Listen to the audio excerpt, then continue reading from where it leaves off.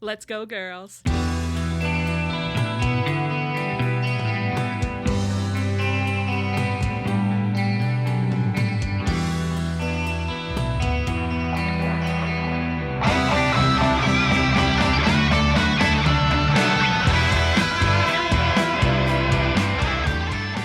Welcome to Tunnel Talk, a no facts, all feelings wrestling podcast on the Social Suplex Network. I'm Allie. I'm Ann. And I'm Leah. How are my beautiful girls this week? Trying to think of one interesting thing to say to you. I got nothing. My dog loves to wake me up in the middle of the night to go out, even though I know she doesn't need to go out because she hates getting wet, and if it's raining, she will not wake me up in the night because she doesn't want to go out. So I'm like, you can sleep through the night. Why do you torture me like this? And so yesterday, I got the idea to put on rain sounds when I go to sleep to see if I could trick her into sleeping through the night. Wow. And you know what? It worked. That's amazing. That is amazing. It did also rain for real in the middle of the night, apparently. So the smell, because I was worried that she would catch me out if it didn't smell like rain. I mean, the windows are closed, but I don't know. Dog noses, you know. But, so you're not totally sure yet whether it was actually an effective gambit. Right. But I'm going to test it again tonight. Like a scientist. Signs are good. Women in STEM. Well, I'm rooting for you. I hope it doesn't destroy trust between you and Chesta in the long term, you know? I did think, I was like, if we go outside and it's dry in the morning after clearly like thunderstorming all night, is she going to be like, wait a second? But then the ground was wet because it had rained overnight. Yeah. So I was like, oh, save for another day. But yeah, she's going to be like, my owner has deceived me. What if you got a sprinkler that just turns on for like 5 minutes before you usually come downstairs, idea. So your patio is always wet in the morning. She's like, I can't believe it rains every night now. I think she'd accept it. Knowing what I do about her like degree of object permanence, and like, or I guess she'd just be confused anew every day. Like, wow, rain again. Like she could add up like how many days in a row. It's like every day is a brand new day, 51st date style. Brand new day. I'm pretty sure she knows when it's Thursday and we go up to podcast because I podcast upstairs. Like, because she's always like hovering around the base of the stairs. Like, is it time now? Is it time now? And I'm like, are you aware that like we watch wrestling on Wednesday and the next day is podcast day? I don't know. She does know. She knows when you watch wrestling because she hates it. Because she's like, let's fucking go to bed. I don't want to see what these men are doing anymore. I've had it. She hates the overrun. Yeah, the overrun comes she's like, up Mom, and she the comes ops? stares at we me. don't have to watch this. We can leave. Just turn it off. Oh, well, I don't have anything interesting to report about my week, I don't think. But I do think we should say, I think it's important that everyone knows this. We could have not recorded and watched the pit instead. We could have. We were invited to watch the pit. We were invited. Our friends are watching it without us in 20 minutes. In all seriousness, I know you wanted us to agree with you. Tried you did want us to motivate my friends to turn in a substandard product so we could watch the pit tonight. She was like, we can get recording done before the pit starts, which we could, never could. It would be, you guys... If we dumped some of the dead weight on a post PPV week. Who's the dead weight? Producer Marjorie was like, oh yeah, you guys are definitely capable of that. It was like, Marjorie, free of the podcast will be watching the pit lab tonight. No, she's going to be having such a good time, and here we are stuck with each other, huh? And I'll try not to resent the two of you for Leah's trapping me here. Actively, I could just see in her eyes, she's like, maybe I could still make this work. Can I get them off? Can I get them off this Zoom? She thought we could do the podcast quit if we, quote, dump the dead weight, and I'd love to know which of us she was referring to. If you would let me have this conversation before we hit record, I would have taken a razor to the schedule and been like, okay, the Young Bucks outfits, we're out. You would get rid of the Young Bucks outfits. No. We'd hit that and we'd get out. Oh, okay. Gotcha. I was like, that makes the craziest thing I've ever heard out of my co-host. Well, we aren't going to do that. We're going to talk about everything diligently because we are responsible journalists. And Allie and I refuse to turn in a substandard product. Exactly. And we're not dead weight. We're actually really important load-bearing members of the tripod that is this podcast, and we matter. And we actually matter, Leah. No, our voices may not be clear and bell-like, but we still have worth as human beings. We may not be anyone's favorite tunnel talker, but damn it, it's important that we're here. I got praised one time in our Discord, One and time. I will never Constantly. forget it, and neither will my co-hosts. No, we're in a state of constant fury now. When you get praised, fury. yeah, when you get praised, it implies criticism of us, and I think that's clear. Doesn't anybody love us? Okay. We know you love Leah. Don't Don't say scare so. them. Don't scare them. I want them to continue praising me and saying like really beautiful things about my voice. Listeners, keep cosseting your special girl over there.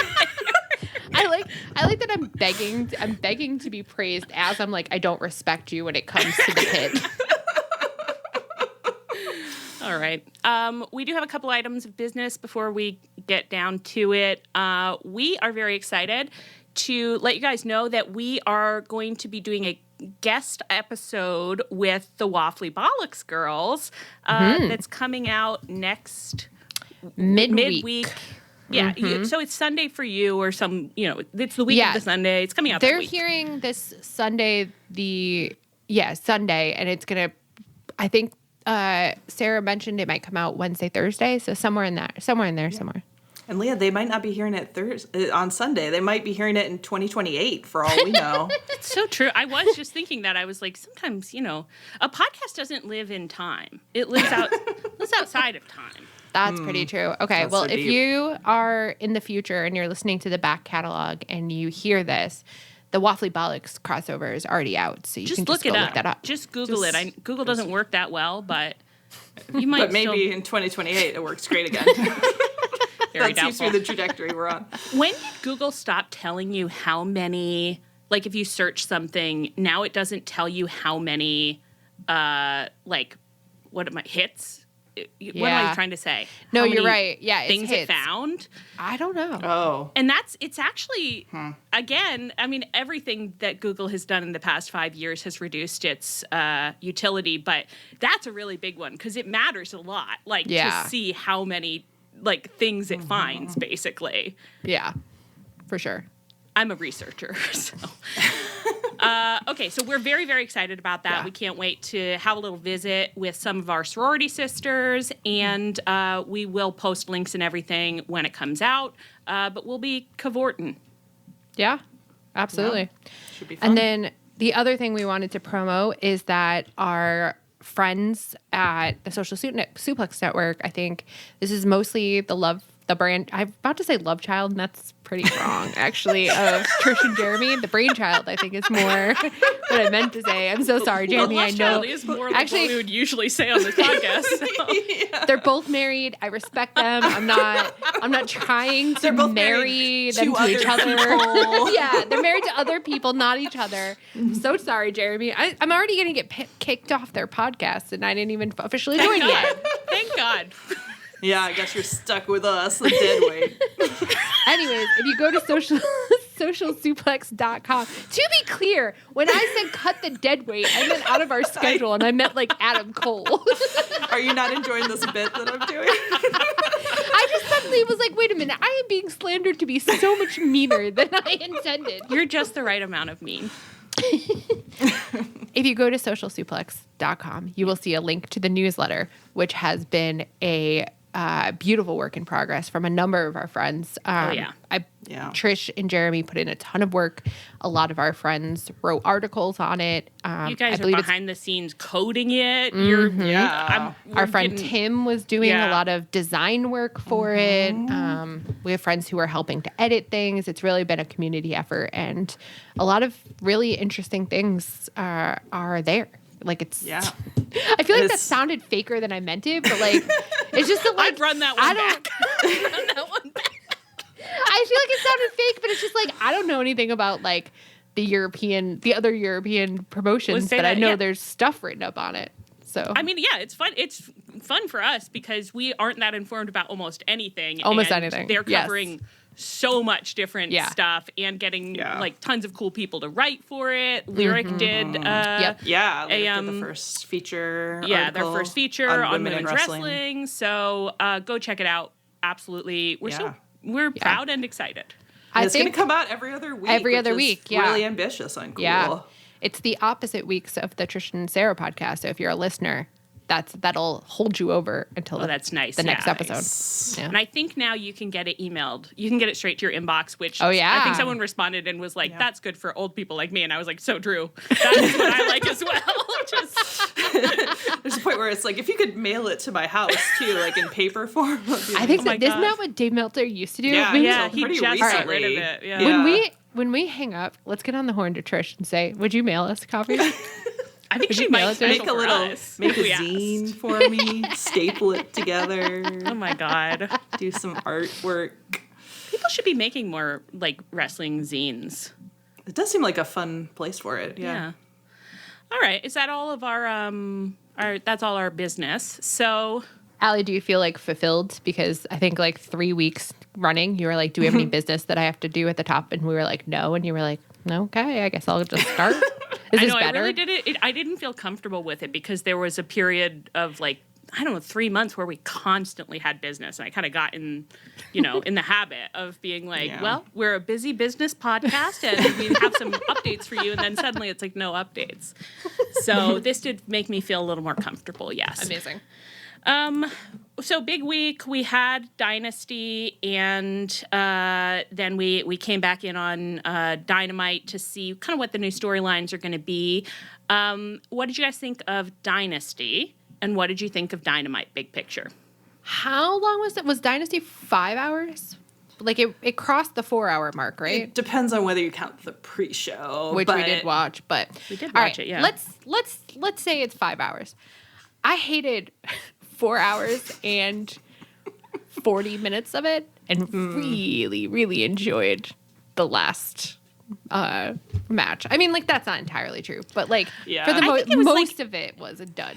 I was in a terrible mood with it because it was so light on any kind of story, and like, so I wasn't invested, and then it's hard for me to like get into the matches, even if the match is fun. And then because I was mad that I had to watch it, I like did my all-time worst job watching it, which meant it couldn't really grab me because I was like, Sometimes you end up in like resistant toddler mode where you're just like, nothing's gonna make me happy right now. And sometimes you have to know that about yourself when you're in it. I mean, it's like, I definitely get there sometimes, and it's just like, I see that I'm the problem right now. My heart is closed. I'm not willing to let the product take me anywhere, whether it's actually capable of doing so or not. I didn't hate Dynasty, but I was pretty flat through a lot of it. Like, I was just like, oh, well, you haven't really given me a reason, I don't think, to be very interested in this, so I'm not. Right.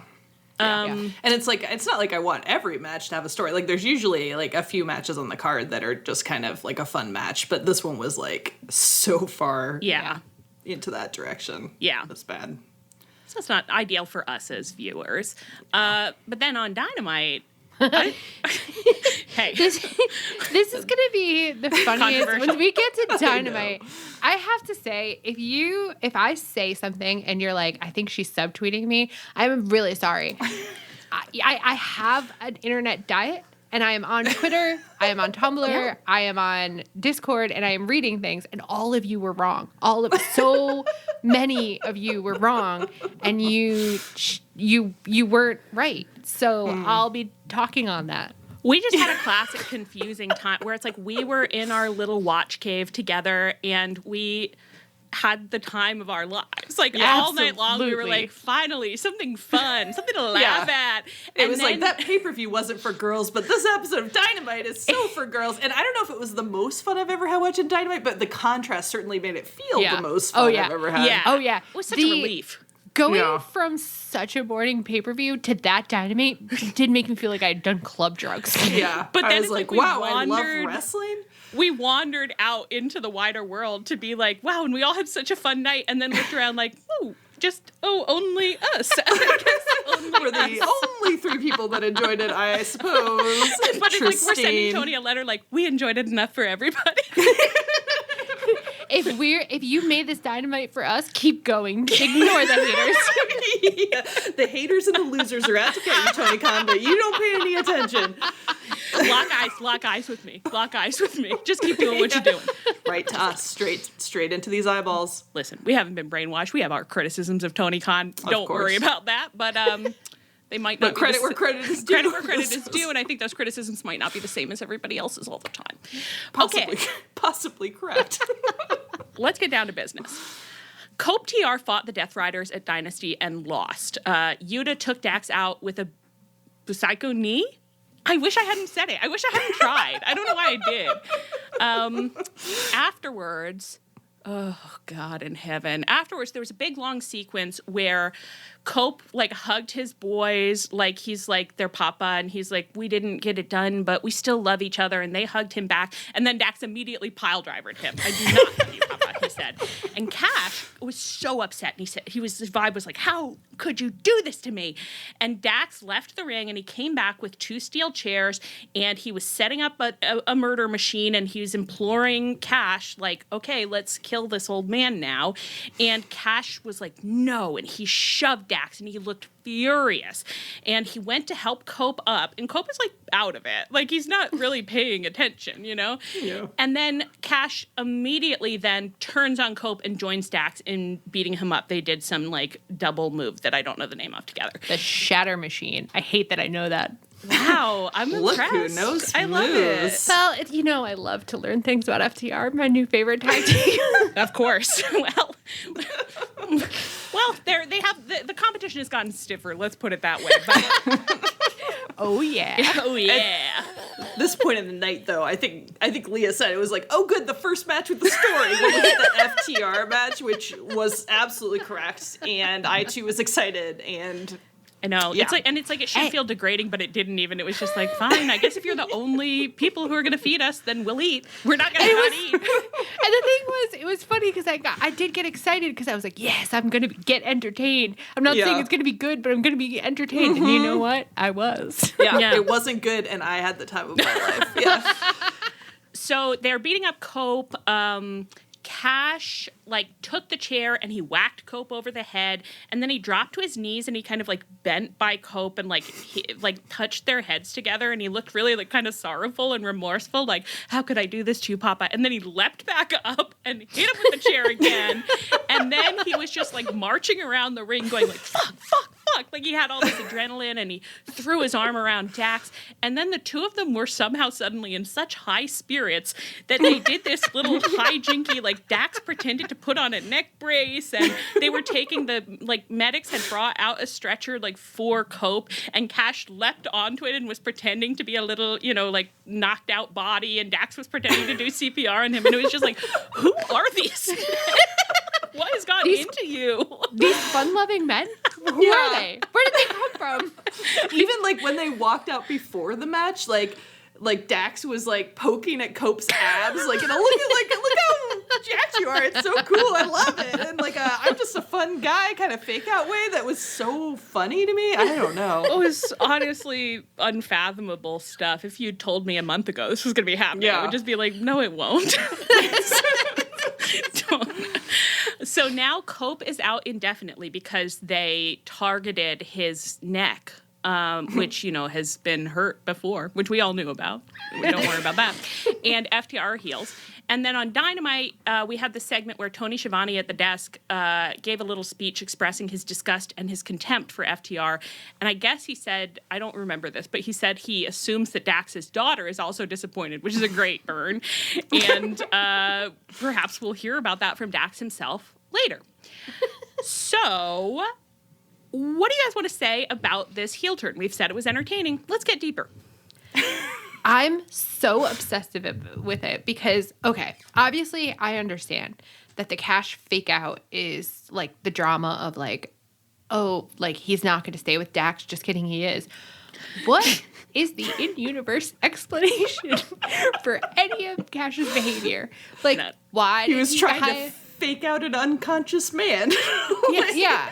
And why did he do that interview the way that he did? Why did he fake out an unconscious man? Why was he so passionate about not wanting to do the first concerto, but loved doing the second concerto? He was thrilled when he joined in. When he it's like it was their plan that he would rebuff Dax, but then he would join in immediately to do the Shatter Machine. And it's kind of like, okay, well, there are two in kayfabe. There are like maybe more, but like two major reasons that you might do that. One is that you want to emotionally hurt Cope. But again, as you've pointed out, he's knocked out. But it's true that it would hurt worse for him if it's like he thinks he has a friend and then you turn on him and it makes it even worse. Like that's kind of like a, it's like a dramatic theater kid move, but I like it. The other is that you could be really purposefully playing with the audience. And then you could have a moment after you do the turn where you're just like, you fucking idiots thought that I was one type of person, but now you'll be forced to contend with the fact that actually I'm a totally different type of person. That would be like an MJF style. That's why MJF would do it. Right. But it wasn't either of those. It wasn't. No. It was. Which I'm obsessed with as an artistic choice. Like watching Cash scamper around the ring like a hopped up little, I don't know, like little boy. I was like, who is this for? It was so funny. It was like a 4-year-old telling you a story where they're like, and then the dino, he thinks that he's gonna do this, but then he doesn't do it and he does this instead. And you're like, I love your energy, but I have some plot hole issues here. That is exactly right, because I have 4-year-olds in my life who it's like they'll be telling you a story and you'll like extrapolate something and be like, oh, so did X happen? And then they'll say no. And you're like, well, I kind of know from your mother that is what happened. But like they just don't like, they're like, let me do it my way. So it's like if you say one thing, they'll say the other thing. You're right. That was the energy that it's like we were like, oh, so you like Cope? No. So you don't like Cope? No. And I'm going to surprise you. You'll never guess what I'm going to do. Oh, because it makes no sense. Yeah, that's right. But it was energetic. It was energetic. It was very energetic. It was so energetic.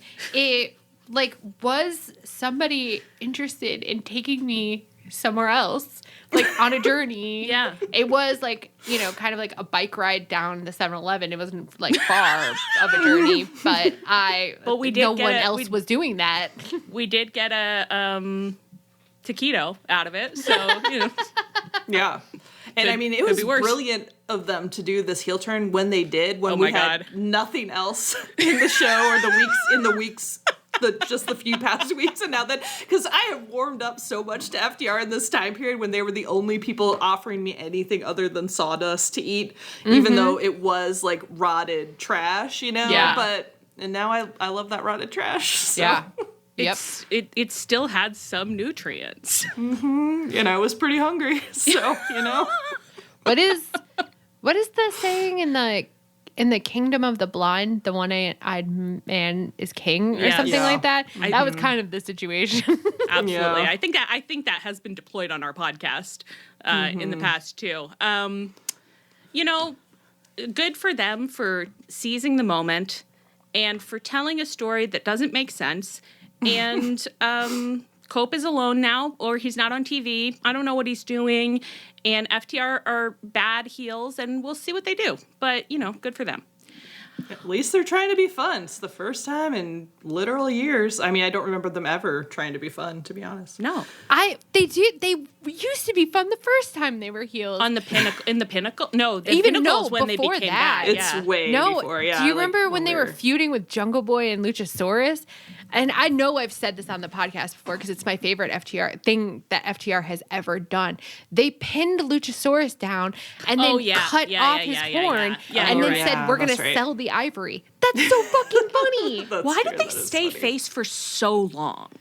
It's crazy. And why do they think that, as a face, they need to be, boring and dour and not fun, and as a heel, and that's the person that you'll want to root for, and the heel having fun is the person you won't want to root for. It's interesting. They sure do got it back asswards. Yeah, we might have some fundamental disagreements about, what it means to, be cool, Yeah. That's all I can say about that. Swerve and Mox also fought at Dynasty, and Mox won after a series of intensifying runouts. So first, Marina Shafir came out to slip Mox a chair to cheat with, and then Hangman strode out while Swerve and Mox were both laid out in the ring, and he hopped up on the apron and immediately looked like he was starting to tense to do a buckshot on Swerve. Like it was all nebulous. You know, he's looking at Swerve, but he's looking between them, and he's kind of like seems caught, and then he's untensing, like he's clearly bodily not ready to do the buckshot anymore because something's going on with him, but he looks conflicted. And then the Death Riders come up on him then. They start beating him up, which actually, I don't know what they thought was going on. Like I don't either, because theoretically, he was kind of there to help Mox. Right. So I guess maybe they could have clocked like he's looking indecisive, so perhaps he will do something. Perhaps he will hurt Mox. But if I were them after like the events of the past year, I probably would have banked on he's gonna fuck up Swerve. Yeah, that's interesting. It's like I would give him another minute. Yeah, right. Just let this play out. Let this play out. Let him cook. So then he's fighting them. He fights them off. He dead-eyes Mox. Then he gets re-attacked. The ops run out for the save. Don't know how they came into this at all. That was the moment that I truly lost it. Hell yeah. I was like, and Samoa Joe is here. I think Leah said because the match had gotten us very like revved up by this point. So Leah was like, "It's like you're having the best sex of your life, and then suddenly the ops are there," which is so funny to me. Oh my god. And then okay, so all the background players then exit. Swerve stomps Mox. It seems like he's going to win. The lights go out. When the lights come back on, Swerve is being held between the Young Bucks, who EVP trigger him, and then Mox gets the cover. And then I guess Mox must have, I don't know where Mox went in this. The Young Bucks go out like towards the crowd. It's so good. Hey, it was so good to see. Hey, so good to see you. And they immediately they're taking off shirts, they're taking off vests, and they're looking right at us. And they're saying, "Girls, you said you wanted to see it on American TV. Feast your eyes. Mwah! Look at so me." Beautiful. And I looked. Oh, I looked. They look great. They looked so juicy You and both. so beautiful. You both have wonderful bodies, and you always have. But after not seeing them for so long, it was water in the desert, baby. Well, it was exactly like, oh, I've been spending all this time like making like the best I could out of like fucking FTR, and then it's like the Young Bucks show up and throw off their shirts, and you're like, now this is what real eating is. But luckily, FTR had already gotten their stuff off at this point. It was too late. We were already charmed by that. Also, just now when you said you both and kind of paused, I thought you were about to say something like me and Leah had both done something, and then you said have beautiful bodies. I was like, wait, what? Oh, yeah. No, I just, in my mind's eye, I was looking at you, but it was like I was looking into the pay-per-view at a very specific moment where they were looking at me. And so I spoke to them. And I guess I did do that. Now, in the moment, what were your feelings in the moment of this match and this ending? What's going on with us? I want to be clear. I wanted Swerve to win. The whole time I wanted Swerve to win. And the match got us. Like, we were engaged. Yeah. I think, like, all up until that moment, I think all signs, like, the people in the know kept giving signals that Swerve was going to lose. But then the day of, people kept being like, wow, Swerve's family is going to be there. Swerve's family's been cited. And then somebody else was, like, bringing in, like, all in, like, I don't know, marketing stuff. And I was like, wow, could Swerve win? Yeah. And then the match just felt so breathlessly, like, I don't know, like, I just was on the edge of my seat, and I was like, I really feel like it could go either way. It doesn't seem, you know how sometimes the champ will get so beat up for the first half, and then come back, and like, dude, you're like, it really okay. felt like they were setting up a big comeback. Yeah, but instead, this one, it just really, I don't know, it felt so much more like unpredictable, and I really, really got into it. And so I don't know, like, I didn't feel like I didn't spend the whole time dreading Swerve's inevitable loss. I had the fucking time of my life. Yeah. And then the Young Bucks were there. I don't know what to tell you. Well, and I did think that the match itself, like, did a pretty good job of sort of building that tension and making you feel like it could go either way. Because, like, I don't think I'd seen the stuff about Swerve's family, so I, like, didn't think he was winning because it's just been such, like, a janky, short build, you know?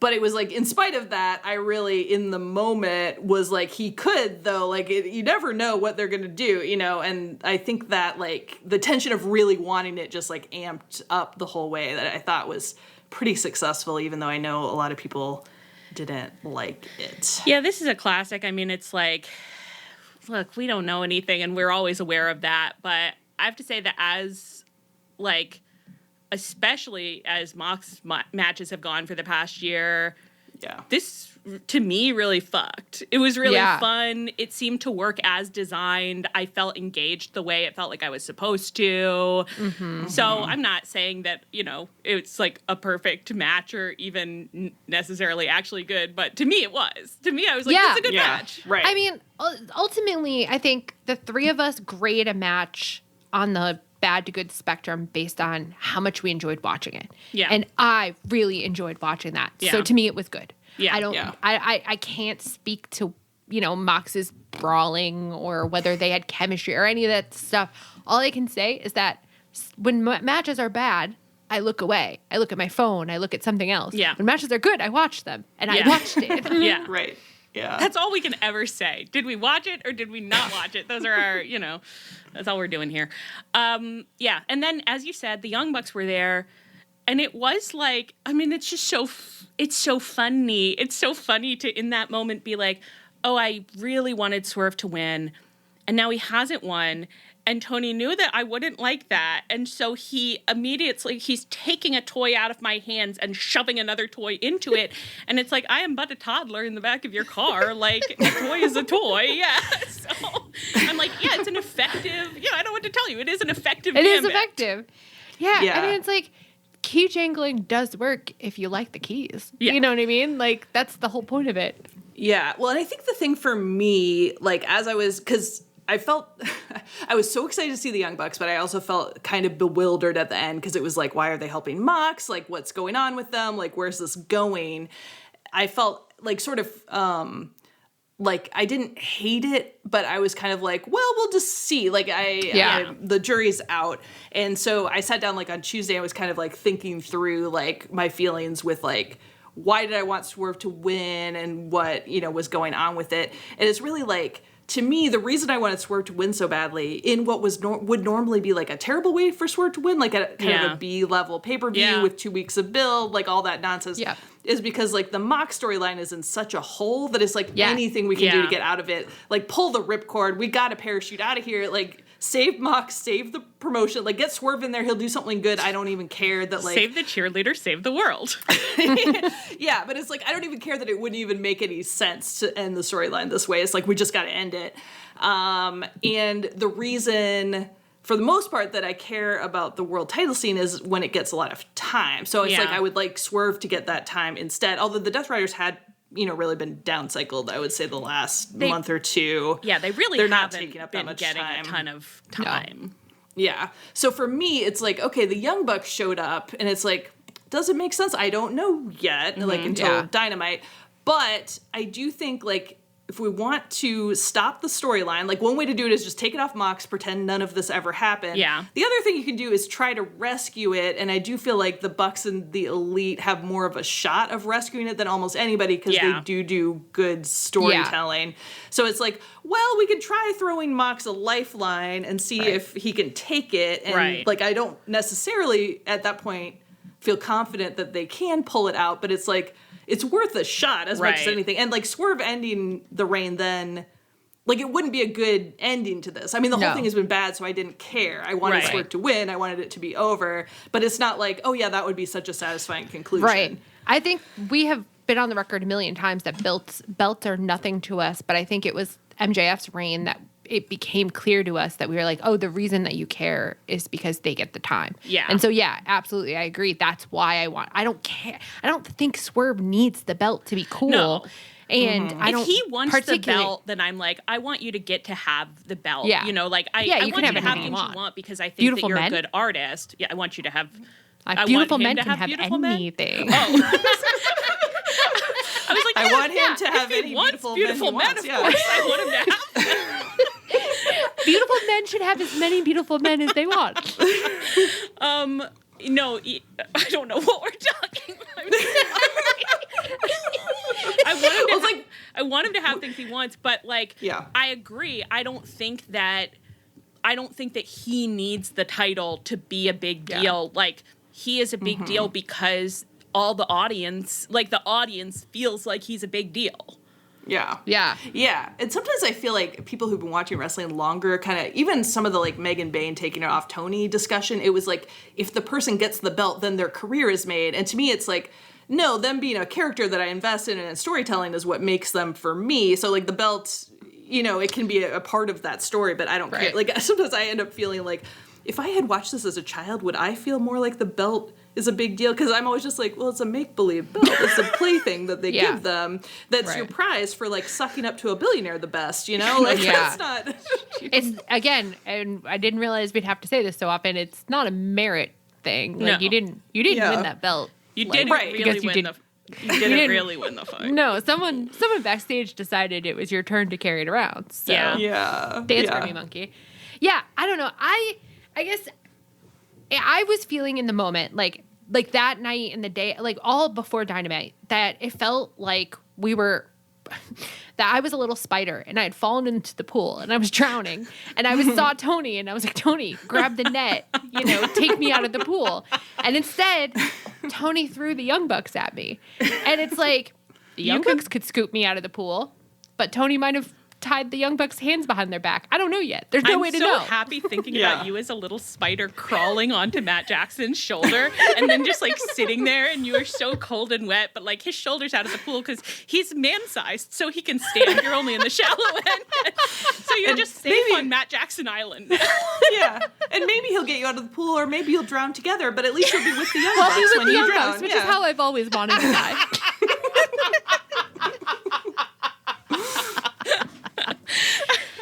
We both go down together. That's what we've always said. Hand in unlovable hand. Us, one person, the Young Bucks, another person. That's right. Which we'll get to.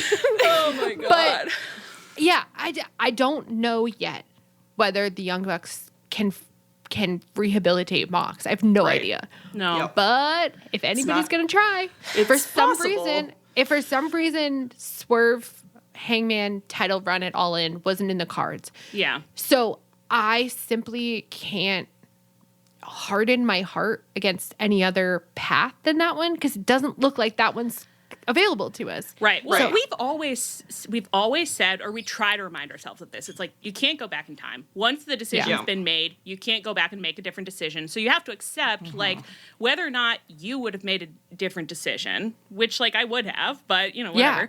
Like again, to be clear, Swerve would have won. Swerve to win. Yeah. But it's very like, badly. It's not. It didn't happen. So it's like okay, well we can only think about what we can do going forward then, and then for me it's like well I want to see like we've all said like I want to see interesting stories and I want people that I think are talented at wrestling and at telling stories to get TV time. So that's what I'm looking for now. Yeah. Right. And this ending, too, with this Hangman stuff, it's like the story was progressing and electrifying. So it's like, how mad can I be when Swerve and Hangman are having these romantic moments together? They always progress their stories. And also Samoa Joe was there. And also Samoa Joe was there watching in a chair by their bed. Yeah. And you can't say that on our podcast. That's not going to make it to the transcript. I'll tell you that for free. All right. No, let's move on. Okay. So on Dynamite then, we open with a promo from Mox. Backstage, he's pacing. He's ranting about how AEW has the single greatest roster of pure talent ever assembled under one roof, but no one can get it together to win a damn match.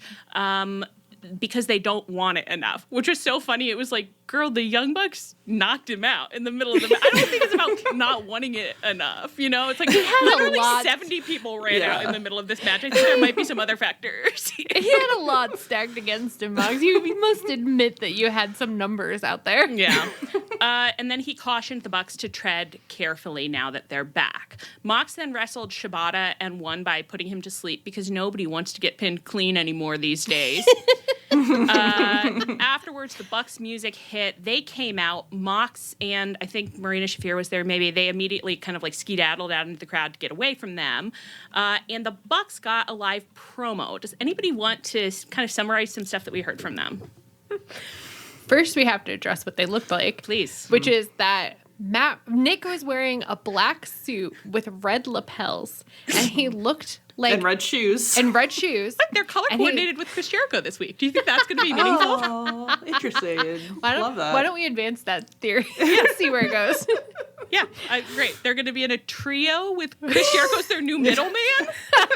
Oh my God. If Chris Jericho's their middleman, we'd really be eating. Hey, that would rescue the Death Rider storyline. I'll say Absolutely, that for you. yeah. And that would be that we could somehow that would be some follow through from the stuff with the Winnipeg Jets. We're cooking. Wow, you're connecting the dots. We are cooking. Okay, go on. He looked like someone who is playing like Satan's lawyer. And then Matt was in a completely different movie. Matt looked like he was like an extra in an Entourage reboot. He had, and I want to so be clear, both of these descriptions are so complimentary. Mm-hmm. Matt had never looked so douchey. Like something about the way, I think he darkened his beard possibly. I think he did too. I really think he did. Something to his beard. The beard was dark. He had the sunglasses. The hair was down really but slicked. wet. Yes. Yeah. Which is, God, it's like we just, you know, I really celebrate this look, but I hope that someday we do get back to that beautiful dry hair, that beautiful dry haired princess in Hawaiian shirts. I hope he comes back someday. But someday. And then he's in these deep V's these days. I don't know where he's getting these things, but oh yeah, body be dark banging. jeans. Dark jeans, black V, cut down to his navel. He looked so good. It's like kind of a special order. Like no, deeper. Absolutely unreal. Both of them are unreal. I was like, I think their music hit and I smiled and then I saw what they were wearing and started grinning and then it just progressively got like more happy till the end. I was like, I think my face hurts. We were having the time of our lives during this. I mean, we really were. They cut this promo where they were like, Mox, we wish you'd stick around and listen to this. You know, we don't have a problem with you. We've actually got more in common with you than you might think. You want to change the world. We want to change the world. You might be asking, like, why did we get involved on Sunday? Yeah. Why did we get involved on Sunday? Like, well, one, like, of course we got involved for our good friend Hanger. Like, we know he doesn't want her to have the title, so, like, we got involved because we're good guys. Of course we helped him. We helped out. They're nothing if not the most selfless characters they're on great television. Friends. They always have been great friends. Yeah. Yeah. And then what did they say about the belt, Leah? I was fucking losing it. So Nick started the promo and then Matt grabbed the mic and he goes, John, you've done so many things. And he listed a bunch of things that like they had in common. And he's like, but you got the belt. And then he made this strange face and like wiggled a little bit and was like, we're not allowed to do that. And then it was like the subtext was that like he was kind of salty that like he and Nick couldn't challenge for the world just title because belt. we're two men, we can't have We're the two one man men? belt. We're discriminated against. Like you won't accept. Even though we only have one EVP vote, we can't challenge for the singles vote. I was so fucking obsessed with it because like so often you're like listening to like Meltzer or one of those people and they'll be like the Young Bucks think this and the Young Bucks think that and the Young Bucks did this and I'm like one of them did that. I don't know why we're pretending this, but it's like Matt heard that and was like, no, that's correct. We are one person and we deserve the same rights as the rest of you. So let us challenge for that belt. Because we're twins. We're not. Go on. It's a real corporations or people. Like tag teams. Young Bucks Inc. Yeah. So they got interrupted in the middle of this by Kenny's music. Kenny came out dressed like Laundry Day, baby. Absolute Laundry Day. That was the ultimate I do not care about you look. It was almost his worst one yet, and I feel like we've seen him in so many like high costumes lately, and then it was like, wow, those are some crumpled gym shorts, Kenny. He looked cute though. I was into it. I love when he comes out in those little crumply gym shorts. Like he was just like, oh, you want me on TV? On TV tonight? And he's not willing to. Like, it's like if the Bucks, their vibe on BTE used to be, you know, it's like they'd have to go on TV unexpectedly, and it was like, okay, so then we rustled up some costumes. Like we went to the mall. Like we went around to the dressing rooms. We said, what do you got? Like we'll put it on. Kenny is not doing that. He's like, I don't go to malls. I don't go to malls and I don't talk to people. Okay, I sit in my dressing room with my cat, and I come out dressed in whatever I happen to have in my bag. Why would he need to go shopping when he gets so many free supplement T-shirts that he can wear? So he came out and he was like, haven't seen you guys in a while. Very interesting for you to say. You you interrupted the match as a favor for your friends, favor for Mox, favor for Hanger. He said, you forgot to do me. Kenny, you're the love of my life. Kenny. It was about to be the start of one of the greatest innuendos.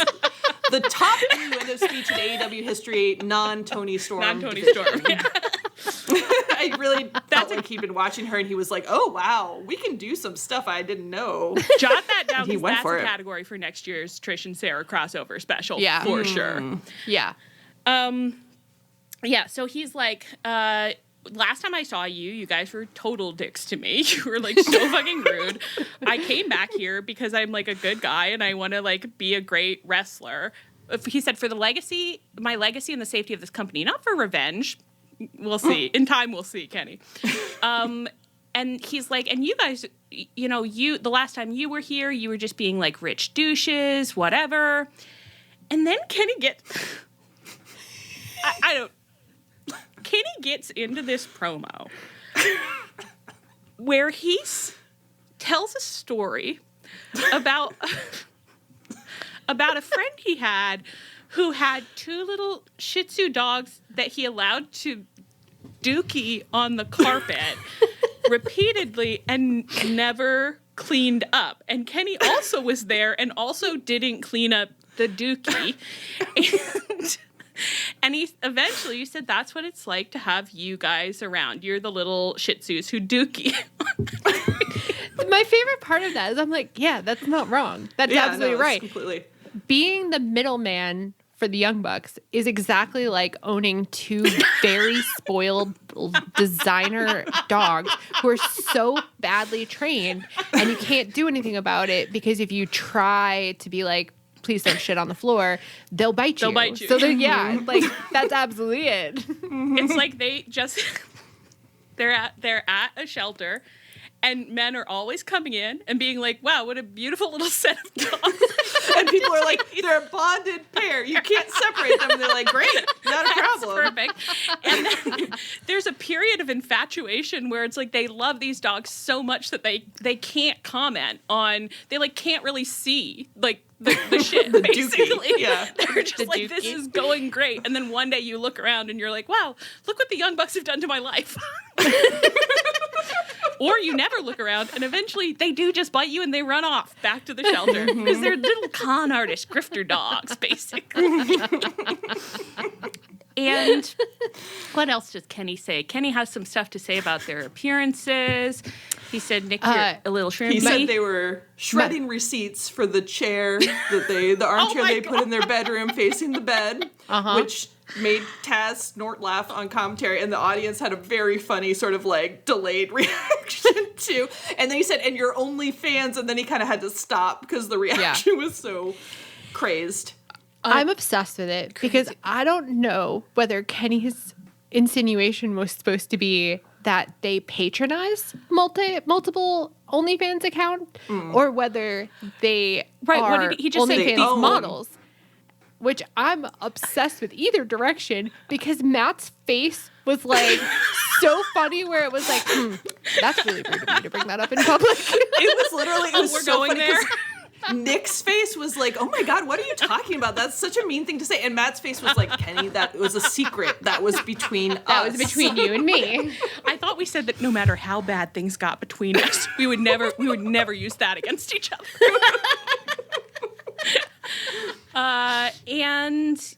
And then Kenny was like, listen, you guys blow, I'll just fight you right now. Come fight you right now. So he comes down, hops in the ring.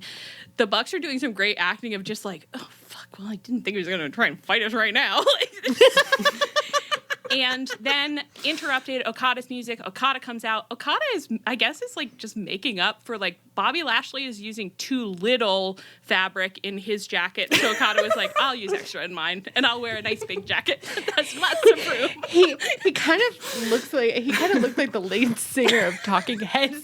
Yeah, that's true. That's what I was trying to, I was like, what is this reminding me of? Wow, good job. Good job, guys. And so then they're all out there, and what even happened at this point? This is when Swerve came out while they're all there. Yeah, Swerve came out to chase. Swerve came out and he chased the Young Bucks.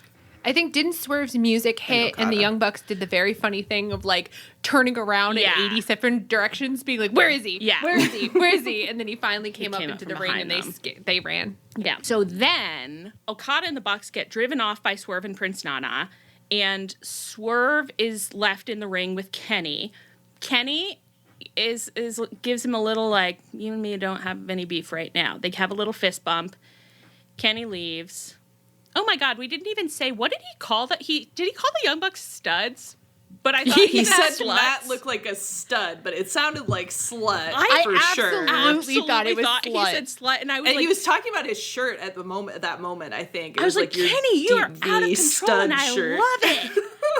And he said something about Nick being like all of 90 pounds. I mean, there was a lot in here that delighted me. It felt like he had been like waiting to get to cut a promo on the Bucks for 2 years, basically. Like he was just like, I need it. I have so much that I want to get out. I've got so much great material.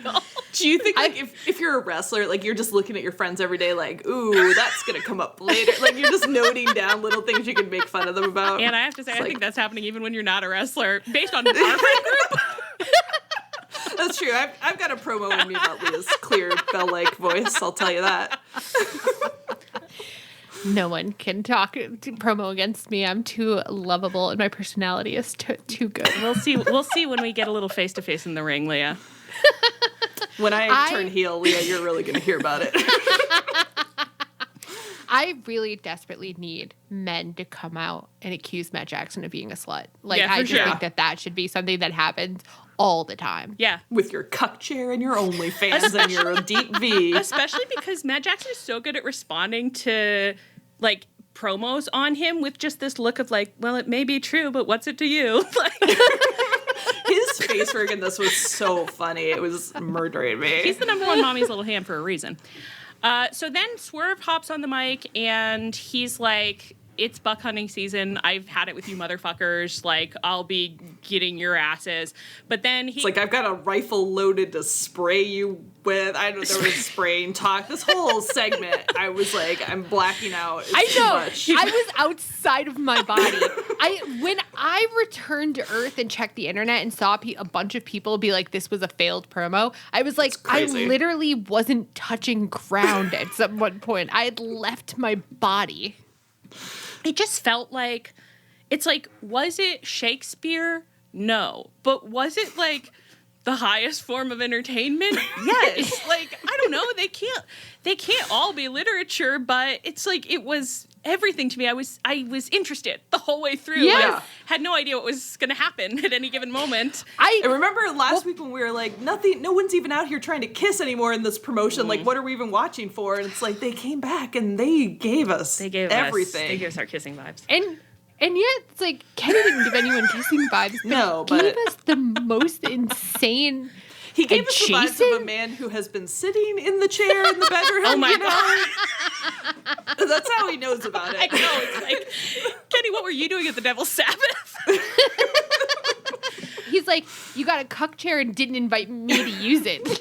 We begged him to be unhinged, and he was unhinged. And that's all I want from Kenny. I've never seen him give a good hinged promo. Like, Kenny, lovingly, so lovingly, Kenny can't do a Hangman promo where, like, Hangman will, like, write something that you're just like, oh, God, that's good. That's really smart. Yeah. Kenny doesn't do that. Kenny does other things amazing.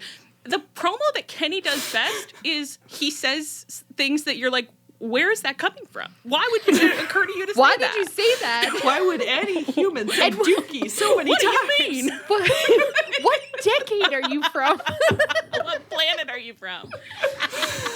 I thought it was perfect, to be honest. I don't think I would change a single thing about it. It was like every single person was doing like things I couldn't predict in a million years. I don't know. I think it's like, I mean, it's like we are marks for the elite because it's like when they do that thing they do, we're just like, yeah, that's kind of why we watch wrestling. Yeah. Like, I don't know what to but we're marks for the elite because they entertain us the most. Like, if they stopped entertaining us, I would flip on them in a heartbeat the way I flipped on FDR. Yeah, I have no loyalty to anybody. If you bore me, I'll send you to the Lions. I'm done. Yeah. Guys, I'm scared. You're scaring me. Okay, so, oh God, how is this all one section? One might ask. How long we have been in this section for 55 minutes? I know, dude. I know. Do you guys think we could wrap it up and get going on the pit? Listen, please don't hour fucking late, tempt half me. an hour I late. said I wanted to end this segment and just go. Dude, we don't have to talk about anything else. It's off the table. We've got now. some pretty big Adam Cole segments, so Leah, you sit down. Yeah, you should sit down. Okay, then later on Dynamite, we had a segment where Renee was trying to talk to Hangman. Hangman barged into Swerve's dressing room, and he made it all the way in there this time. And this time he did find someone in there. He got all the way in this time. I didn't even mean it that way, Anne. I know. That's why I loved it. I'm a decorous girl. And Prince Nana was in there. Hangman yelled at Prince Nana to sit down and said, I need you to make it perfectly clear to Swerve that I wasn't trying to help him at Dynasty. And I'm going to be in the Owens starting next week. And if he so much as thinks is interfering in my matches, I'm happy to pick up where we left off.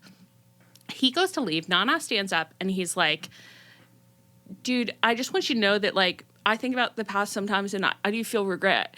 And I wish we hadn't, like, he did a great job. Like, he really came off as, like, I think this has gone places that none of us meant for it to go. And I genuinely regret my part in it. Hangman didn't want to hear it. Emotionally compromised. He turns around. He says, just shut up. I can't hear that right now. And he leaves.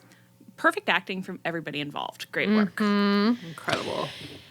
Nana has unparalleled comedic timing. When Hangman said, sit down, and Nana, it was like, as he said it, like, Nana played it perfectly where it was like the, like, feeling in his knees gave out. You know what I mean? Like, he didn't just sit down. It was like he collapsed down out of fear. I was like, this man is perfect. Great work.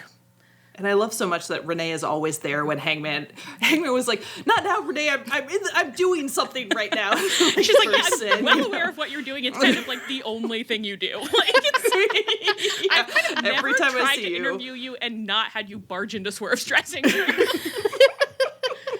So, any final... What is going on with your ceiling? Oh... I thought I saw a moth, and I'm really worried about my mending pile. So, and now, and as you know, listener Nicole, good friend Nicole, but she listens as well, so she'll hear this. Like, she was talking about how she has moths, and I've been getting these holes in the mending pile, and then I see this little thing up there, and I don't know if it's a moth, but I'm worried about what's going on, and I'm worried about my natural fibers. And I have a lot of them in this house. That's fair. I just thought that for some reason I was like, there's a leak in her ceiling and she's not telling us because she doesn't want to interrupt the podcast. But we could just hang up and go watch The Pit if you've got a leak in your ceiling. If I had a leak in my ceiling in this moment, I would look at you straight and dead in your eyes and I would say, keep recording. We are not watching The Pit tonight. We are all watching The Pit together tomorrow night. Yeah. Enough. Yes, we are. Enough out of you, young lady. Okay. Do you have anything else you want to say about the overall direction of the intersecting storylines here? Death Rider, Swerve, Hangman, Young Bucks, Kenny, Okada. I'm just pretty excited. Like, Swerve really hasn't been in the mix with the rest of the Elite too much. That's So true. that's like pretty fun. That's right. Do you remember that one match? I think they didn't get into it that much. But you remember that one match where Swerve and Nick were like mirroring each other? Like, they kept doing moves at the same time at each other. Was it one of the Blood and Guts? No. Oh, but in the lead up to Blood and Guts. Maybe. I'll have to look it up. I wish I knew. But I just have this sense memory of like the two of them. I think like they did like a tope and both landed on their feet. And like it was just like one of those like very perfect moments where I was like, I love wrestling. It's so fun. Yeah, and like I think also like coming out of Dynasty, I was like, well, all I want is for them to get time. So if they have time, I don't care about the belt. And they got so much time in this episode. Like it was so good for me. Yeah, like it's just that like after Dynasty, I was like, we have to wait until Dynamite and see what's going on, and then I'll make the decision about whether I think it was good. Yeah. And then I watched Dynamite and I was like, okay, great guys. It's good. They like, I like what's happening. Right. I think they made a good decision. For whatever reason, Swerve winning was off the table. They're like, what's left? I don't mind this. I like this. You know? Right. So it's like, right. Okay, like if, again, it's like, is Toni getting away with something? Kind of, because it's like, you know, he knows, it's like, this is about us, guys. This is about this podcast. He knows that if we don't have Swerve as champion, like, at least we can be distracted with the Young Bucks. And it's like, well, we can be. Like, when you're saying, like, it seems like they're going to be in a plot line together, and they're going to get microphones, and they're going to get to say stuff, and we'll get to see them wrestle each other. Right. It's like, okay, well, you know, maybe at some point down the line, I will say, like, this is bad. Let's do something else. But... yeah, we can't go back. So if we're going to go forward, let's go forward this way. Let's do something fun, you know? Right. It might end up bad, but right now I feel pretty optimistic. And the thing is like, I feel like the dangling keys thing is like, oh, Toni took away the thing you really want, and he's giving you some lesser version. And it's like, no, what I really want is to be entertained watching the show and see characters that I like doing stuff for long periods on the show. And that's what I got. So I got something better than Swerve having the belt, but only coming out for like 2 minutes and monologuing. I feel like that would be worse. I feel like we're in such a funny position right now somehow, where it's like we just feel like, you know, it's like we're in the position of having to justify, like, this is why I'm happy to see the Young Bucks. And it's like, well, I was always going to be happy to see the Young Bucks. I don't know what to say. Like, the Young Bucks could be coming back and doing fucking anything. It would be like, thank God the Young Bucks are here to save the show. Right. Well, it's because I feel like I saw so many reactions that were like, Tony's fucked up by not giving Swerve the belt, maybe. And he's like making it worse by looping the Young Bucks into this. And I was like, well, you don't know that yet. Yeah, and you're basing that on nothing. You are like, you are mad that you fantasy believed that something was going to happen. And now you're, well, I'm casting like aspersions on people's hearts, which I should not do. It seems to me that people are unwilling. They wanted it so badly that they're unwilling to see any kind of hope in the future. Right. Which for me, it's like either I'm going to like what I'm watching or I'm going to stop watching it. And so I have to believe that the Young Bucks are going to make this situation better, because otherwise I'm not going to watch it. Statistically for us, they will. You know what I mean? Like it's like I've never wanted to bail out of a Young Bucks storyline. I've never wanted to bail out of any Elite storyline, because I'm like, you guys just have storytelling instincts that work for me. Like I think that you like know what a narrative is. So if like you get shoved into a storyline, you know, that maybe like, I don't know what the deal is, but like that maybe like it wasn't your plan to be like, okay, let's intersect with a source storyline. You're going to sit down, you're going to ask the questions that I think you should ask, which are like, okay, well, given our characters, why would we do this? Like, what are our motivations? Like, what's driving us? What's driving you? Why are we in conflict? Like, you're just going to do everything that I'm telling everybody else that they should do, and that is what will make me enjoy it. And that's why I tell everyone else to do it, you know? I know. Yeah. It's like, if you look back and like think about all the criticisms that the Elite have gotten over the years, even the criticisms we've had against them, they almost all boil down to there wasn't enough setup, you didn't have enough promos, and you didn't have enough matches, none of which can be laid at their feet. Yeah. You know what I mean? Like the EVP stuff, like a lot of the people were like, it failed because they weren't doing enough. They didn't have enough consequences. They weren't interfering with enough other matches. Okay, that's not on them. Yeah. Like that's not in their control. The things that they had control of ruled. Yeah. So yeah. I'm sorry. I think Allie, you said this the other day where it's like, it's the Young Bucks. I'm going to give them rope, you know? Yeah. And if this Dynamite episode had followed up the end of Dynasty with like a 30-second pre-tape from the Young Bucks that didn't really hold together and like 20 minutes from Mox or something, like then, I'd be mad. But it didn't. No. Like Mox got hardly any time compared to the time the Young Bucks Right. got. The So Bucks like I'm opened. happy. Yeah. And we all know that the opener is where the confidence is. The opener is who you want to hold the demo. Ad breaks. We know. We know. We all know. Listen, we listen to Trish and Sarah just like you, okay? We put our shoes on one shoe at a time. Our pants on one leg at a time. We put our pants on one leg at a time and our shoes on one shoe at a time, just like you. Okay? We put our pants on and then we put our shoes on. Just like you. Sometimes we put our shoes on, then we put our pants on, then we take our shoes off, then we put our pants back on. What? Whatever we do is fine. And we listen to Trish and Sarah, and so we know what we're talking about. Well, is that the end of this? You'll see people all over the internet of ours saying that Tunnel Talk proved that demographics hold up Guys. with so-and-so. So, you can take it from us. Yeah. Trust me, people are out there confusing these girl podcasts in ways that would melt your saying, brain. I heard a lady voice, so it must be one of them. All right. Shall we move on? Yeah, I guess. I think it's You going guys to are be easy committed to the rest of the podcast. I don't know what's going to happen in the rest of the podcast.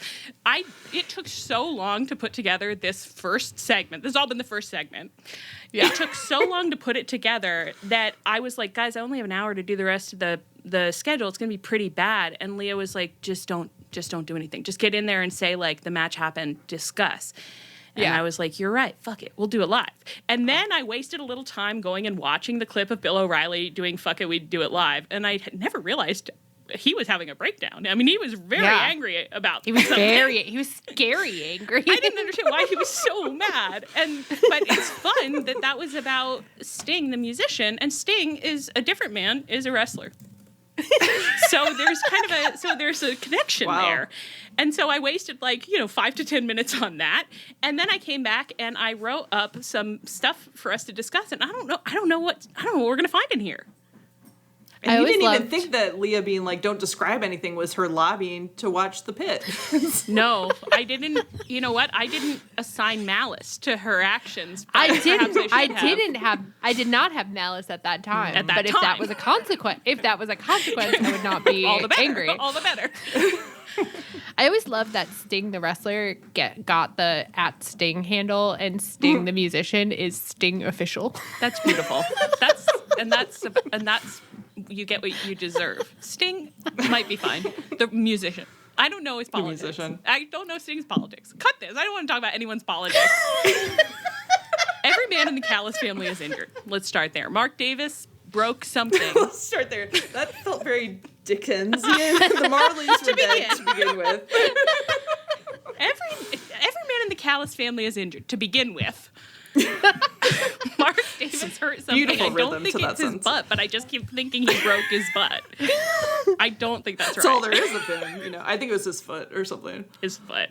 So I'm very sorry. All our traditional best to you and your family, Mark. But it might be a little bit, in terms of the storyline, it might be a little bit for the best that we're...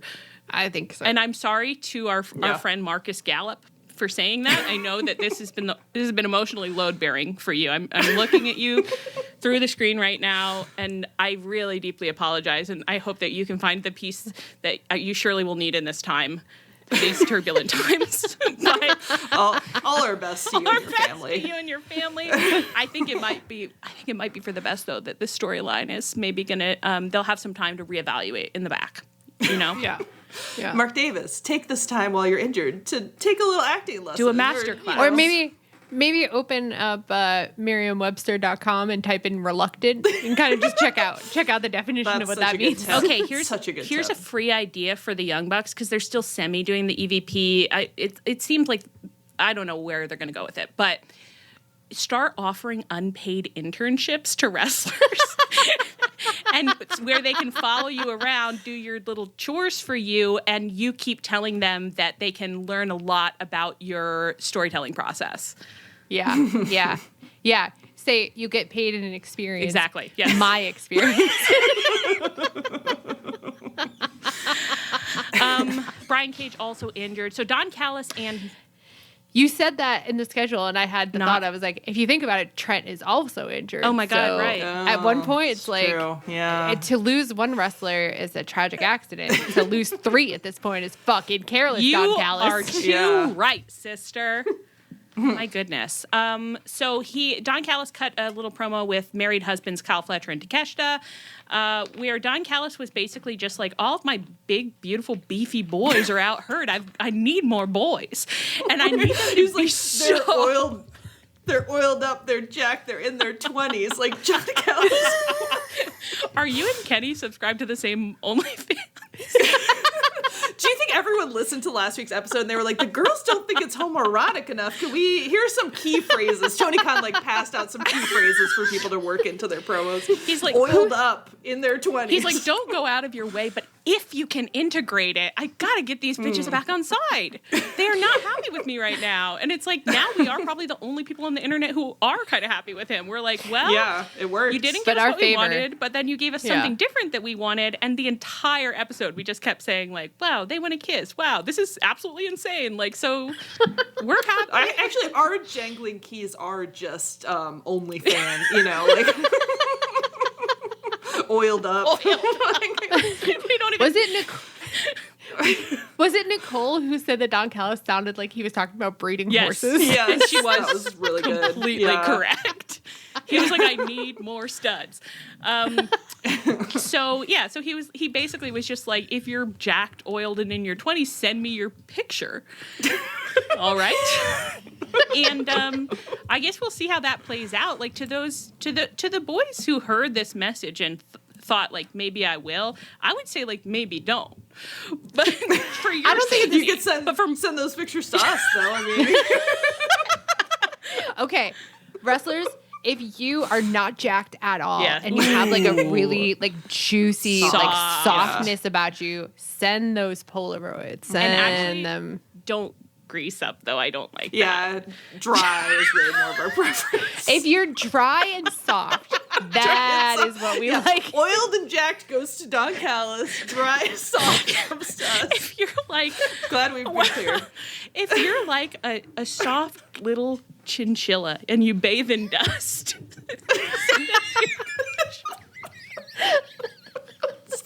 We've just got like a bunch of beautiful headshots of some beautiful soft boys. I can't wait for those soft and dusty pics to come in. Dusty.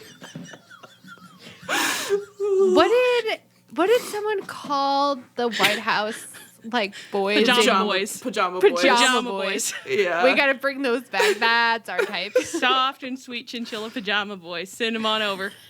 Red Rover. Okay, that's all we got here. Let's move on. At Dynasty, Will Ospreay defeated Kevin Knight in the first round of the Owen. Then on Dynamite, he teamed up with Kevin along with Mark Briscoe, who lost his first round Owen match to Takeshita. Does that sound right? Could be.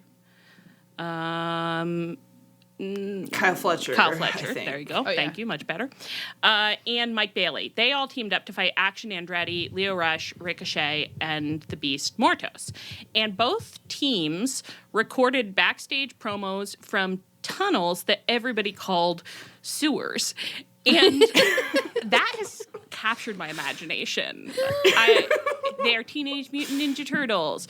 They're in the It 2 sewers. They're Pennywise. They're downstairs. We all float down here. We all float down. We all float together. We all float together. We all float together. I don't know why they did this, but I would say do it more. It was weird. Someone was thinking was outside so the box, yeah. and I loved it.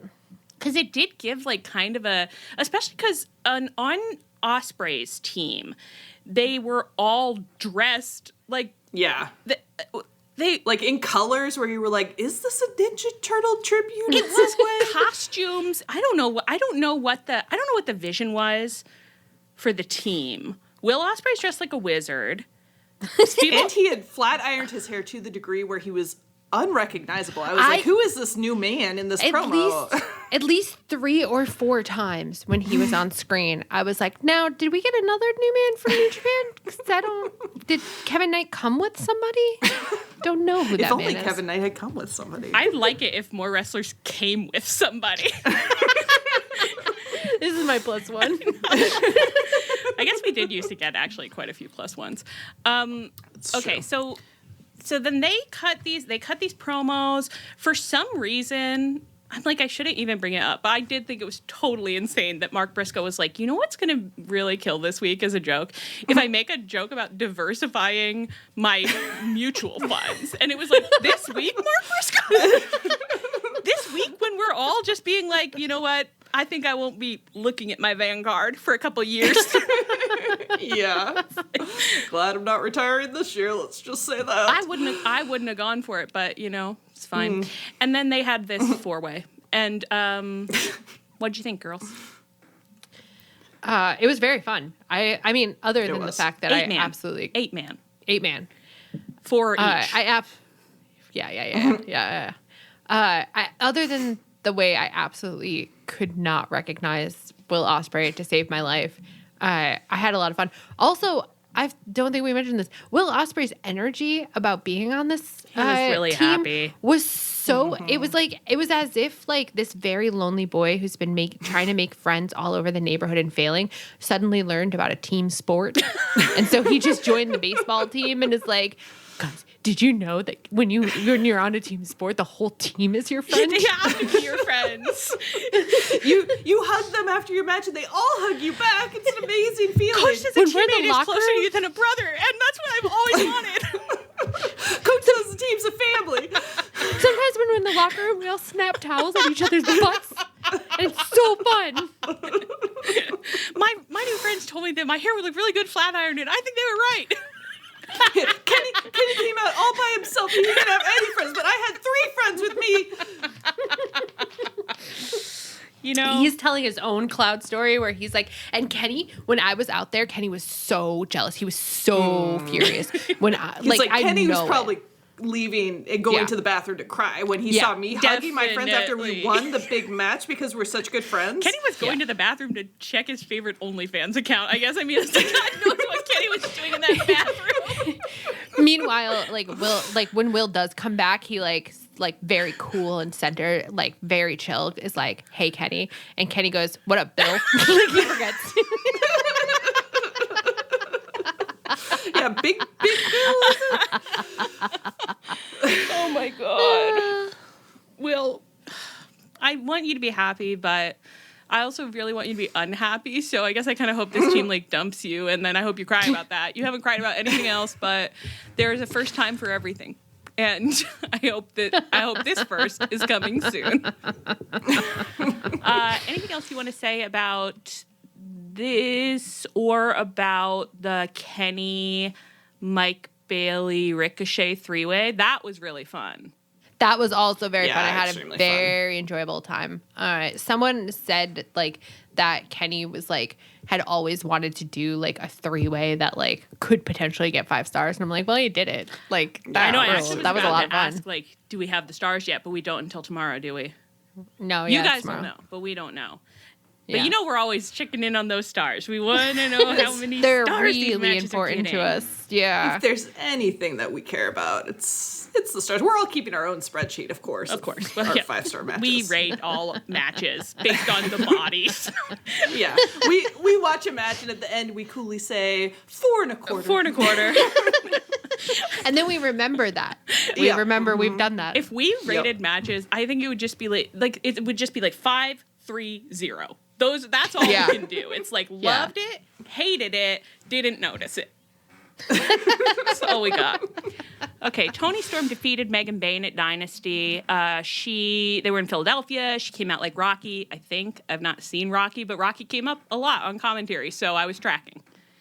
I believe they run on steps. They run on the steps in Rocky of the art museum, perhaps. I've been there. I watched Rocky a couple of years ago, and it was pretty good, I'll tell you. Oh, you liked it? I enjoyed it. I liked it. Should I see it? I enjoyed it. I wouldn't say, like, drop everything, but if you're ever sitting there being like, I need to put a movie on, actually Rocky's pretty good. Probably won't be this weekend because I remembered that finally The Monkey came out streaming, so I'll be watching The Monkey this weekend. Oh, nice. And that's not going to be good, I don't think, but I absolutely can't wait. I'm just thrilled to get back in it with my old buddy Stephen King, you know. Megan, Leah cosplay thoughts.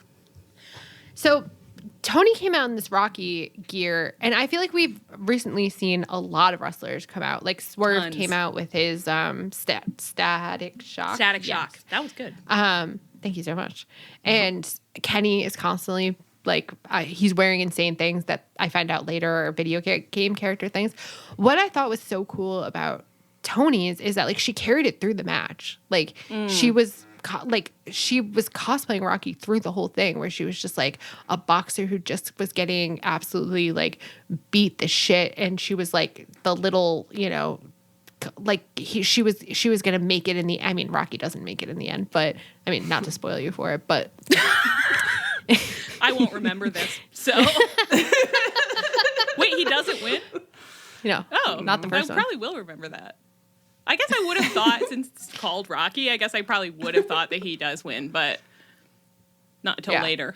But anyways, like, I just thought, like, it actually mattered. I feel like for a lot of the cosplay, it's just something that they wear to the ring, and then the bell starts. I thought it was so interesting for her to keep it up throughout the ring, and I thought it gave the whole match, like, something special that it wouldn't have had otherwise. Like, I like Megan Bayne now. I've decided that I like her, but like, I do think like the extra really did help. What like creates like, it's like a memorable match that you're not going to confuse with another match. Like you're like, that's the match where she was doing Rocky, and she really did do Rocky. Yeah. But she won. Unlike Rocky, that loser. I think that's a really good point. And I don't know. Have they been doing more cosplay recently? I do feel like it's gotten like extreme, and I don't recognize like any of it. I never know when they're doing cosplay. Yeah, I don't know if it's more though, because I feel like a lot of times they're doing like cosplay of old wrestlers like goes right over our heads, and we just don't know about that. Megan Bayne also did some cosplay of Mandy Moore in The Princess Diaries. Thank you, listener Nico. You were completely right about that. Megan Bayne, if you want to sing Stupid Cupid for us, you feel free to do that anytime. Thoughts on no title change, Toni won? I mean, I liked Megan Bayne. As I said, like, I've come around on her and I enjoy her. I don't think that she should have been champion, so I think this was right. This was the right thing to do. Very relieved. I agree. I think she should win, although I enjoy her. I was willing to go with it. My heart was not set against it, but I definitely wasn't sold on it as a, good move. So I'm happy. And then because Toni's still the champion, Chris Statlander fought Thunder Rosa on Dynamite and won. So that was a round one of the women's Owen. And then Toni got to be on commentary for the match, and she's always deranged, but it's just like perfect. Sometimes she gets in this mode where the commentary team is like, you can just almost see them being like, stop, don't do this to me anymore. I am going to break. I can't take it. I'm losing my mind. And she's just like, I'll keep going. I would love for you to break. I want you to cackle. I'll do anything to make you get there. At a certain point, it starts to seem like that's her sport. Yes. You know what I mean? Like, it's no longer about trying to get over with the audience or, like, do things. She's laser-eyed focused on breaking Excalibur. Yeah, she's like, I want you guys and barely able to call the match. And they're like, we're there. Yeah. We're literally there. There's just so long moments where no one is saying anything. Long pauses. Because they just can't respond to what she said. And they're clearly trying not to crack up. Yeah. And they have no defense against it because they never see it coming. No. They have no idea that she's about to say some of the stuff that she says to them. And it's such a good mix of like they're wanting to laugh so badly and also they're men made deeply uncomfortable by women saying all these sexual things to them, which is like such a potent combination for me. Yeah, like, you can just hear they're like, are you allowed to say that? And then they're like, I'm not allowed to say that, but I guess you are. I really need like a picture-in-picture type setup where this little picture is just commentary so I can watch. Yes. Yeah. That would be amazing. I do want to see that. Okay. Big Bill and Brian Keith lost their title match versus the Hurt People at Dynasty. And that was a match that happened, you know. MJF did interfere at one point and to try to help the Hurt People, and I think it's like they didn't win exactly because of that, but he was clearly like, you know, being like, I still want to be in your club, which I don't really understand why at all. I'm like, MJF, I would just move on. Like, you don't need these guys. They simply... no means no. They simply have not explained why MJF wants to be in the Hurt People and why the Hurt People don't want him. Like, he clearly has a friendship with MVP, but I'm like, so just steal MVP from them. Like, it's so crazy. They've spent so much time talking for me to have no idea what their motivations are. I'm thinking, I'm like, I could have missed this. And as you guys well know, when I'm reading the AEW.com recaps, they often don't include most of what I heard on the show. So I might have missed it and then not been able to read it later. But I don't think that Bobby Lashley and Shelton Benjamin even said at any point, like, we don't want to be on a team with you because you famously scorpion everybody that you team up with, which would be a really normal thing to say. That would be a very normal approach for MJF to be like, I've actually grown. It's not that I want to be friends. Like, I just want to be in business. And I think, you know, we can get to the other side of the river together. And they're like, you're a scorpion. Like, it literally would be so funny for like Shelton Benjamin to grab the mic and be like, I know that we're new here, but we've reviewed the tapes. We've asked around. That would be great. We've checked into things. But so far all they've said is that he's grimy, which was hilarious, but didn't really get me all the way there. No. So it's kind of like there's no, you're never clear why this storyline is still in motion, really. And I wouldn't say that it's advanced at all. Like, you kind of want like new things to come out every week. I wouldn't say new things are coming out. But we did have an in-ring segment on Dynamite where MJF was like, I loved interfering the other day. I love being a part of your beautiful family. I can't wait for you to help me win the world title. I'll help you guys keep those world titles. Like, we've all got it. You know, this is a beautiful ecosystem. This is the beginning of a beautiful friendship. And they were like, it's not, and we don't like you. And MVP was like, what if you did? Let's all just vote. And they were like, we vote no. And then they left. Which is pretty funny when people are like, I don't want it. It's like, well, let's have a vote first. Okay, I don't want it. It's like, you want to call the vote right now? It's pretty clear how it's going to go. I wouldn't even bother. Especially because I think MVP was like, you need 3 thumbs up to get in here. Let's get our thumbs. And it's like, well, you just got a thumbs down, so you're not going to get 3. Yeah. Like, unless MJF's thumb somehow counts, like, there's literally no way we can get the numbers that we need on this. Later in the show, Chris Jericho came out for a segment in ring. He lost his ROH belt to Bandido at Dynasty. Let's talk about it. What did you guys think of? This was a roller coaster of a match. Chris Jericho fought Bandido. Bandido held him up for a whole minute. It was totally crazy. You just kept being like, are you going to let him down? Are you guys stuck this way? Which actually would be, I'm like, that would be me. Like, my back would get, like, I would be like, don't put me down. Don't put me down. I can't. And then this was a belt versus mask match. So if Chris Jericho won, then Bandido would have to take his mask off. Chris Jericho did win. And so... Thanks to Floyd. The bat. The bat. I don't even remember that. The bat. He hit him with the bat, and then his has a name. His bat has a name, right? Yeah. I forgot that his bat has a name, and we recently discussed it. So I was like, Cope's bat was there? I think I would have noticed. Now all bats are named Floyd to me, I guess. So. I'm just gonna be like, so then he pulled out a Floyd. Okay, so he won by cheating. And Bandido is, shame, unhappiness. His family is all there. They're in the front row. And they come over the barrier and come into the ring. And to the ref, they're like, how could you do this? Like, he cheated with Floyd the Bat. Their energy was so much. They were like, Miss Audrey, he cheated. Miss Audrey, you have to fix this. He cheated big time. And Audrey was like, how could he a wrestler? He cheated? That's unheard of. How could he? And they were like, follow me to the steps. Audrey, come on. Aubrey. And so they get to the steps and they comically point. And Aubrey is like, she puts her hands over her eyes and is like looking and peering, and then she pulls a bat out of the stairs and says, Jericho, you rascal. Oh my God. That's so funny. The way you were doing it, Dora it's the like, Explorer. excellent pantomime is supposed to look ridiculous. Oh my God. Yeah, you're right. It's like, it was one of those setups where it's like, you're watching it and like this, like complimentary at points. You're just like, wow, if only they could do this every time. If only anytime somebody cheated, someone in the front row could be like, hey, let's just check over there. So our brothers in, wrestling? Where am I going with this? Brothers in podcast. Law.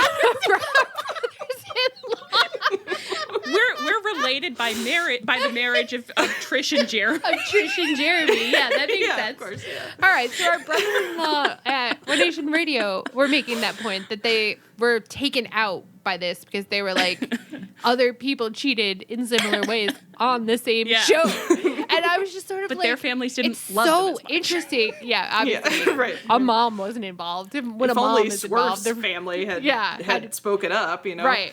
But I was sort of like, do you know how many stupid things that I see on wrestling.com all the time? Yeah. Like, I feel like I'm constantly being like, and they needed me to make this logic jump, and I either made it with them or I didn't. And so it was just very funny where I was like, and this is where you were like, guys, that's unrealistic. Now I am just thinking of wrestling as a video game. Like, I wasn't allowed to play most of them, but like kind of like Mario Kart style thing where it's like, you've got to get the jump, you got to like push the buttons at the same time, and then you can like make it, or maybe you can't. Like, depends on your skills with your fingers, I think. I'm not really clear, but I'm like, that's what wrestling is. It's like you're constantly just like coming up on a ravine, and it's like, okay, let's all make the jump. And some of us make it because of our quick fingers, but others of us don't make it, and we go into the ravine and we say like, that was a totally failed storyline. And it's like, I don't know, I made it to the other side, so. So you're saying, hey, O&R, skill issue. And that's the kind of thing we made it over that ravine. That's just the kind of thing you say to a brother-in-law, you know? Love you guys. That's so true. Love you guys. Love you. Yeah, I love this match, and I think it's because we are newish wrestling fans. Yeah. Because I think it was one of those matches that if you are carrying generational trauma around WWE, you got very upset at the ending of this match. And if you are a little baby who is learning to play peekaboo for the first time, you said, great game. Holy shit, where did it go? My parent. Where did my mother go? You guys, sometimes, like, I think this is probably too long, but, like when I was a kid, my dad's temper was really, like, scary, and we all kind of walked on eggshells around it, and, like, to this day, like, I get tense if he, like, sighs in a way where he's irritated, but he's really, like, super worked on himself and changed, and now he's a delight, and we have a great relationship. So, like, the dog we had, like, when I was a teen and in college, like, was very sensitive. And if he heard my dad, like, sigh or start to get upset, he would, like, need to go crawl in someone's lap. And he was, like, a 100-pound golden retriever. But he'd be like, please, I'm so scared. And I'm like, I know, I am too. I'm getting a bolt of adrenaline. We're all stressed out because dad's stressed out. But now, as an adult, like, I have my own little dogs, and when my dad sighs, those little dogs aren't bothered at all. They trot after him. He'll be like, oh, this computer, and like stomp into the kitchen, and the dog will be like, the kitchen. And like just trot after. And the first time they did that, I was like, whoa. And then I was like, that dog has only known like nice dad who's in control of himself. And I was like, actually, neither of us are wrong. We've just had very different experiences. And I'm reacting the way, you know, in 1995 was appropriate. But it's perhaps not fair today. Yeah. The body keeps the score, but not if the body was never in the match. Yeah, if the body weren't there. The body keeps the score if it has a score, but if it's new to the score, it's a fresh score. It's a fresh score. If the body's never played before. And whenever I see fans start to spiral about how AEW is going to go out of business, I think, wow, I wasn't there for WCW, and I think you're being a little crazy right now, but I understand that that's embedded deep in that little body of yours. Something happened. Your dad yelled at you. Something happened. Your dad, WCW, yelled at you. Yeah, and it was your scary. dad went out of business. Your dad dad's didn't changed. make enough money, and your dad went out of business. And this is actually a different dad with a whole different thing going on. maybe that same thing will happen with this dad, but all dads have to walk their own paths. And they don't, and you don't know what path you're on. At the beginning of it, by the end, you know what path it was, but we're not there yet. The end is in the future, and we're in the now. You ever think, like, when people compliment us for, like, our exceptional ability to analyze a match, like, we deliver things like this? It's like, I always... Your dad went out of business? Every single time I say, like, sometimes you get the analysis, but other times you get something different, but just as beautiful. Its own path. There's a lot of paths in this forest. You don't know which path the analysis is on until it gets there. And that's on that. So we liked this because WCW never yelled at us, okay? Never yelled at us. So I thought this match was going to the kitchen, and I thought there might be fun stuff in there. And there were and was. I got a treat when I went in the kitchen. I went in the kitchen, and everybody in the living room was being like, "This sucks. I can't believe they would do this." And I was like, okay, well, I'll just go into the kitchen. And then I got a treat. I got a little chicken. In there. So for me, it's like it was a great night. And I trotted back out to the living room like, I got some chicken. There's enough in there for everyone if you want to go. They were like, we're not in the mood for chicken right now. Thank you very much. Yeah. Chicken killed my father. He put it out of business. Oh, okay. Well. Oh my God. Okay. I think Rich when they were talking, when ONR was talking about it, was saying like he knew the second it happened that they were going to restart the match. I had no idea. I just was like, wow, Bandido's going to lose his mask. I'm about to see Bandido's face. Again, I'm a child. I have no idea. I know, and I was really psyched because I was like, I was like, oh my God, I'd never thought that Bandido like wanted to lose his match, and now he's going to be unmasked, and it'll probably be good for his push. I think on American television it helps to not be masked, probably. I think someone said he's really handsome. Well, that's right? what I immediately said. I was like, he must be really handsome if he wants to take the mask off. Like, and I can't wait to see his beautiful face. So we had no idea the match was about to restart, and then Bandido's mom started yelling for Ospreay, and I was like, I think there's about to be some hijinks. That is some starting to suspect. I'm realizing that's some beautiful cockeyed optimism from me. That I'm just like, he must be handsome. Wow. He wouldn't take it off if he weren't handsome. Was there some YouTuber who like revealed his face recently, and everyone was like, he's hideous, even though he was like Dream, maybe. Yeah, but he was like a reasonably attractive. He was man. normal like, he was looking, but it went to show like you don't want to build up expectations. Yeah, exactly. Like don't make a thing of it, Yeah, exactly.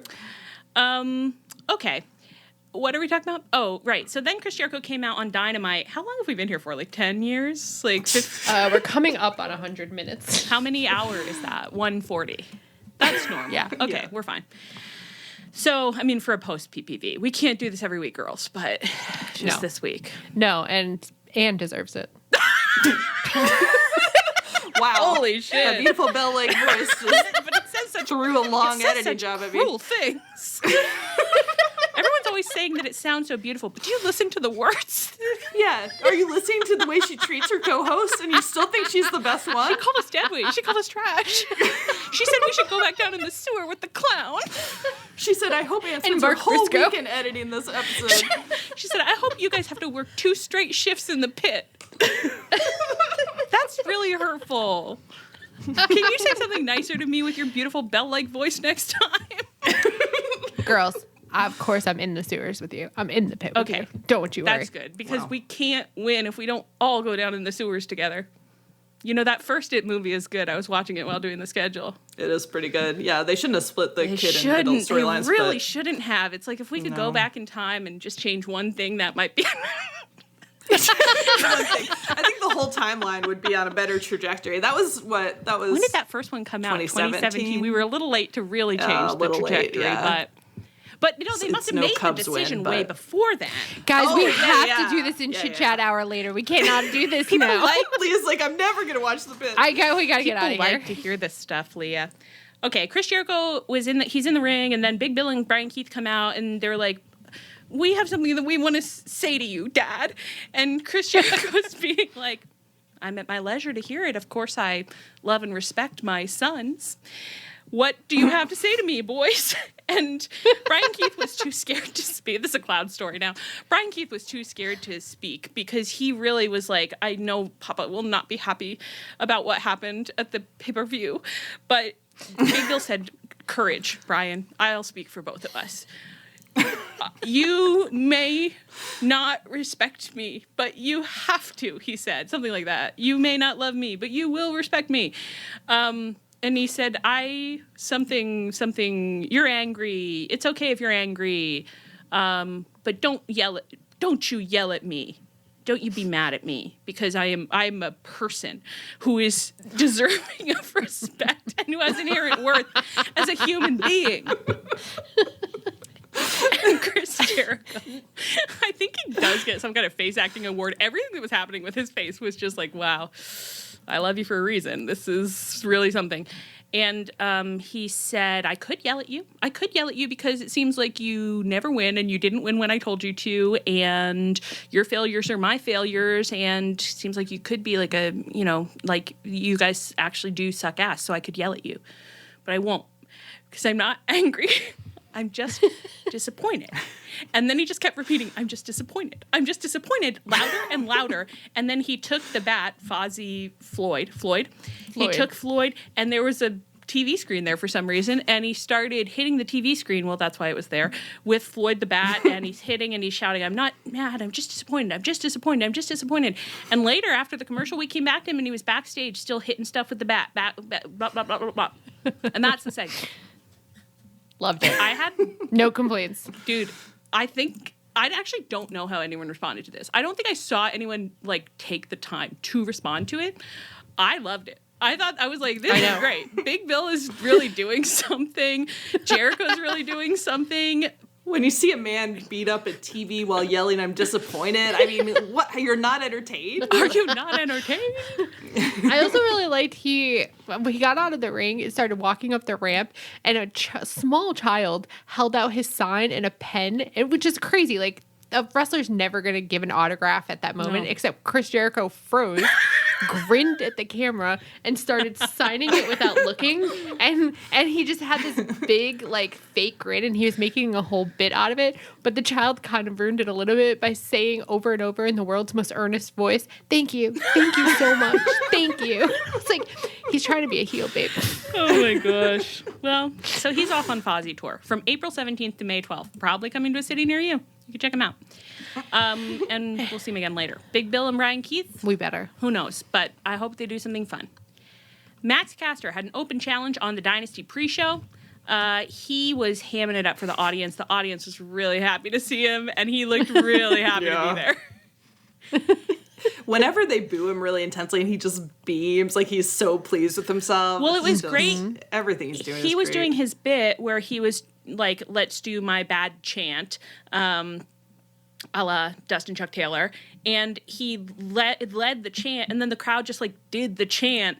And I felt like, I wasn't totally sure, but I felt like he didn't expect them to do it that good or immediately. So then he just immediately had to start being like, no, actually you need to do it like this, which I thought was really good. I thought it worked really well. Yeah, because he kept them from actually chanting, but he just made it more and more obnoxious, where he kept I think he stopped them 3 times, where he was like, no, not like that. Yeah, I thought he did a really good job. And then the challenger came out. It was Anthony Bowens.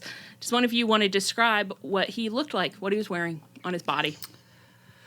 So if you could picture a crop top that's cropped to the nipple, or you could picture kind of shoulder armor, like Roman shoulder armor that just that attaches to like the torso armor, except the torso wasn't there. And it's been constructed to like purposefully sensually cup over the titty, like right over to graze the nipple with a curve. So kind of all you can look at is like the curves of the titty.